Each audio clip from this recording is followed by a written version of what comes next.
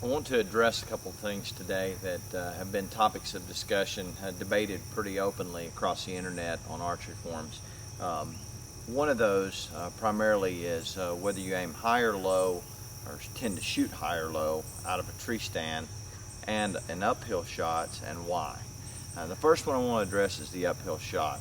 I saw several folks saying, well, you aim a little higher going uphill and you aim a little lower going downhill. And of course, that doesn't follow the law of physics.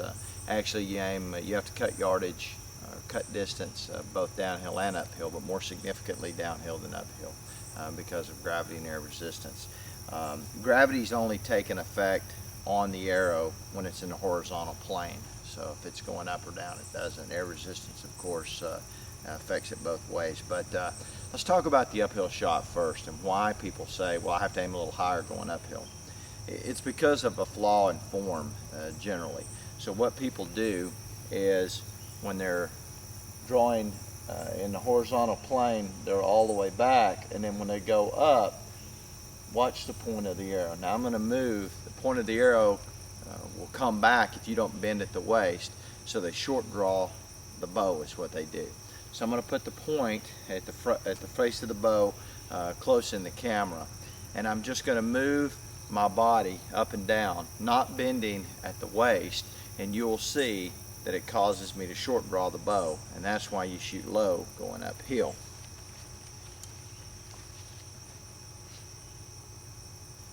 Okay, that's at the horizontal plane. Now can you see that coming down? Now I've got a longer draw. Going up. Okay, so that's what people do, and it causes them to shoot or have to aim higher. Whereas if you'll watch yourself, especially when you're practicing, if you'll watch yourself draw, go ahead if it's an uphill shot, draw in the horizontal plane, and then watch, take your focus off of the target and focus on the point of your arrow and see what it does when you move. And you'll see if you're bending properly at the waist. See, I've bent properly there, and the draw length is exactly the same. You can look at the point of the arrow and see if it's moving as you move. If it's moving, then you're doing it wrong. It's no different downhill. You can draw the bow to anchor and then bend at the waist and go down. Look at the tip of your arrow. If you're bending with the upper body, then you'll see the arrow move and your draw length will change, and that's going to affect your shot. You want that draw length to be exactly the same, and the arrow should come back the same point each time. It's a benefit of a clicker for those who shoot it. They always get the same draw length on the clicker because they're having to get it there for the clicker to go off. So that's a benefit, especially at long distance shots.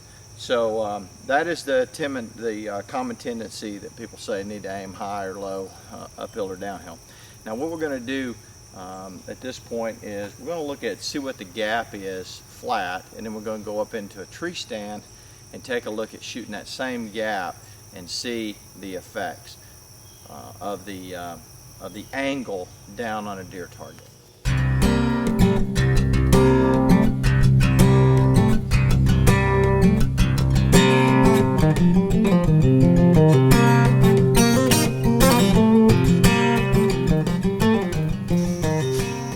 Okay, what you just saw was me get in the tree stand with a laser rangefinder and range find the deer. It's 19 yards from the deer stand to the deer.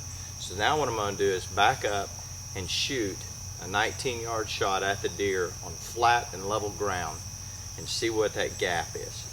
Okay, so now what I've done is I've measured 19 yards on flat and level ground.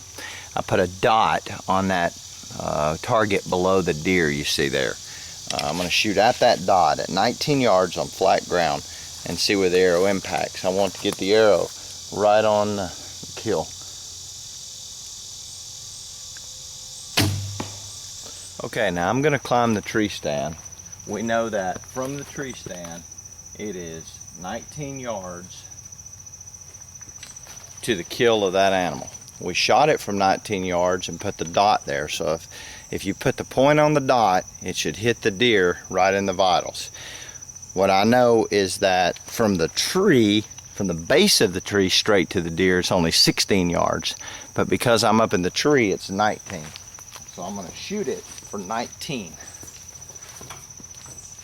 The exact distance that I am from the target.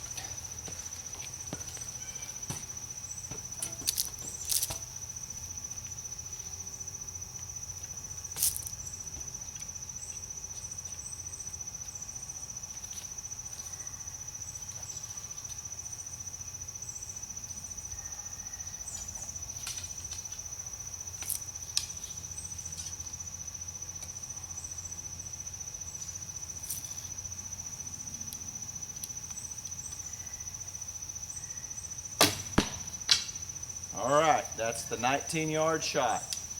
That's why you shoot high, guys. I'm exactly 19 yards, but I'm up in a tree shooting down. So what happened there? I shot the first shot on the ground at 19 yards, and we hit right in the kill. I climbed the tree stand, shot at the same dot that I'd placed on the target you see down there at the bottom, the pink dot, and this time I barely caught the skin. That would have not been a kill on a deer. Shooting exactly the distance it was from me at 19 yards. So why does that happen? And that's what the discussion has been about. The difference is the arrow is gravity's only affecting the arrow in the horizontal plane. So from the base of the tree to the deer is actually only 16 yards. Up there, it's 19 yards. So if I shot it from 19 yards flat, arrow's right in there, that's the gap. I go up top and shoot the angle down, then I have to reduce the distance to the target. Now what I'm going to do now is climb up in the tree and shoot it for 16 yards, which is the same distance that it is from the base of the tree to the deer target. And let's not see if we don't get a kill at 16 yards. So we're going to cut 3 yards at 19 yards to the target and about a 18-foot deer stand. Let's cut 3 yards and see how it turns out.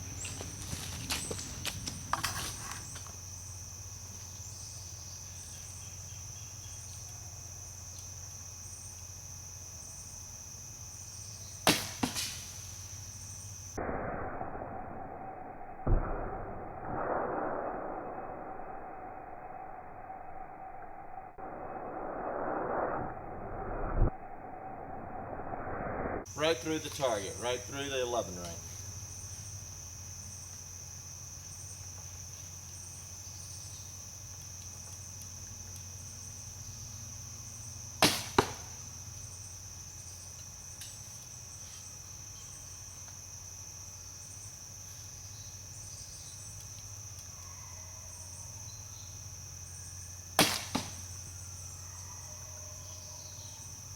Well guys, you can clearly see how that turned out.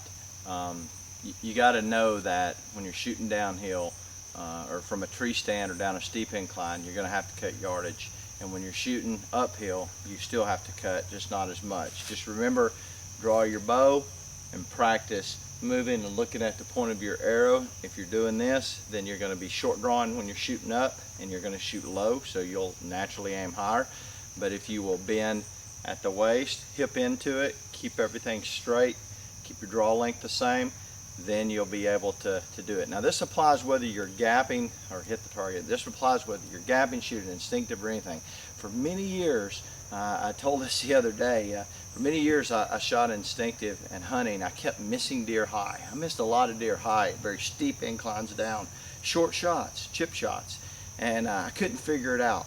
I thought something was wrong with my shooting, clearly. So what I began to do, never told anyone, was I would draw on the deer just like I was going to normally shoot it, just focusing on the spot I was trying to hit, just focus on the deer, and then I would drop my bow arm once I got to anchor about an inch, and I'd shoot. All of a sudden I started drilling deer, and I was thrilled. I'd fixed my problem, but I didn't understand what was going on with the angles I was shooting, and that's why I couldn't apply it. So if you're shooting instinctive, being aware of it will help you understand, hey, I'm going to have to shoot a little lower. The spot you pick may be a little bit lower on the deer. You may try to shoot a little lower on the animal itself, and that'll help you out.